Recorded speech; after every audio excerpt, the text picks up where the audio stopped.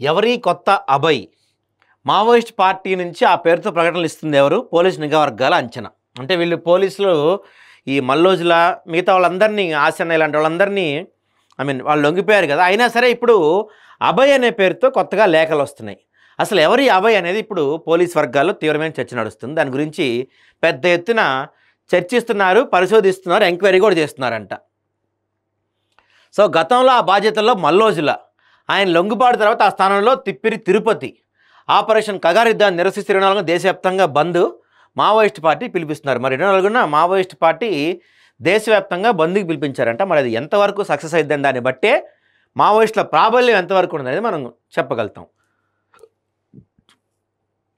వరుసగా అగ్రనేతల ఎన్కౌంటర్లు, లొంగుబాట్లు జరుగుతున్నా Maoist party ఎప్పటికప్పుడు మీడియాకు ప్రజలకు ప్రకటన విడుదల చేస్తూ తమ వైఖరిని స్పష్టం చేస్తుంది.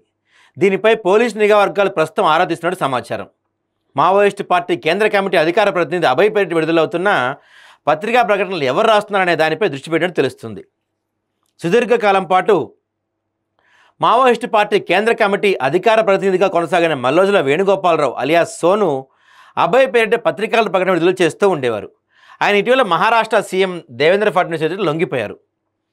ఇదే తరహాలో మరో అగ్రనేత తక్కెళ్లపల్లి వాసుదేవరావు అలియాస్ ఆసన్న ఛత్తీస్గఢ్లో లొంగిపోయారు. ఈ పరిణామాల నేపథ్యంలో వీరిద్దరిని విప్లవ ద్రోహులుగా ప్రకటిస్తూ ఎన్ని ఆటుపోట్లు ఎదురైనా పీడిత ప్రజల కోసం సాయుధ పోరాటం కొనసాగుతుందని, దానికి కట్టుబడి ఉంటామని అభయ్ పేరిట మావోయిస్ట్ పార్టీ ఒక ప్రకటన విడుదల చేసింది.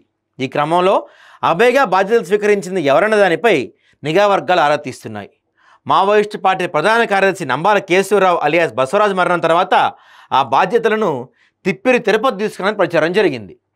ఈ నేపథ్యంలో కేంద్ర కమిటీ అధికార ప్రతినిధిగా ఆయనే వ్యవహరిస్తున్నారని అభయ్ పేరిట ప్రకటన విడుదల చేస్తున్నారని నిఘా వర్గాలు భావిస్తున్నాయి. పార్టీ ప్రధాన కార్యదర్శిగా తిరుపతి నియమితులయ్యారన్న ప్రచారం వాస్తవం లేకపోవచ్చని పోలీసు వర్గాలు పేర్కొంటున్నాయి. తాజాగా ఆయుధాలతో సహా మావోయిస్టులు పెద్ద సంఖ్యలో లొంగిపోవడంతో ఆ పార్టీలో అంతర్మదనం జరుగుతుందని, ఇంకా లొంగుబాట్లు ఉంటాయా లేక పోరుబాటు కొనసాగిస్తారా, పార్టీ పునర్నిర్మాణం చేయగలుగుతారా, అనువైన పరిస్థితులు లేనప్పుడు మిగతా వారి ఆలోచనలు ఏ విధంగా ఉన్నాయనేదే వీళ్ళకి అర్థం కావట్లేదు. ఇప్పుడు ఇంకో కీలకమైన విషయం, ఒకవేళ ఈ మంత్ 24న మావోయిస్ట్ పార్టీ ఇచ్చిన బంద్ కనుక సక్సెస్ చేయగలిగితే ఎంతమంది లొంగిపోయినా వాళ్ళందరూ ద్రోహులే, ఇంకా నిజమైన నక్సల్స్ ఇంకా మిగిలి ఉన్నారు అనేది గట్టిగా మావోయిస్ట్ పార్టీ ఒక మెసేజ్ ఇచ్చినట్టు ఉంటుంది. ఓ పక్కన ఈ వచ్చే సంవత్సరం సంక్రాంతి కల్లా ఎట్టి పరిస్థితుల్లో దేశంలో నక్సల్స్ మావోలు లేకుండా చేస్తామని అమిత్ షా ప్రకటన చేశారు, తొడగొట్టాడు ఆయన. మరి ఇప్పుడు ఈ కొత్త పేరుతో అభయ్ పేరుతో లేఖలు రిలీజ్ చేస్తుంది ఎవరు? తిరుపతి ఇంకెవరు రిలీజ్ చేస్తున్నారు అనేది ఇప్పుడు ఇంట్రెస్టింగ్గా ఉంది. కేంద్ర రాష్ట్ర ప్రభుత్వాలు ఆపరేషన్ కగార్ ద్వారా మావోయిస్ట్ పార్టీ కేంద్ర రాష్ట్ర కమిటీల సభ్యులను అచ్చడిని నిరసిస్తూ ఈ నెల 18 నుంచి 23వ తేదీ వరకు నిరసన వారాన్ని 24న దేశవ్యాప్తంగా బంద్ పాటించాలని మావోయిస్ట్ పార్టీ ప్రజలకు పిలుపునిచ్చింది. కేంద్ర కమిటీ అధికార ప్రతినిధి అభయ్ పేరుతో ఈ నెల 15వ తేదీన విడుదలైన ప్రకటన మంగళవారం వెలుగు చూసింది. కార్పొరేట్ కంపెనీల ప్రయోజనాల కోసం జరుగుతున్న ఆపరేషన్ కగార్ యుద్ధంలో గత 22 నెలల్లో దేశవ్యాప్తంగా 700 మందిని హత్య చేశారని ఆరోపించారు.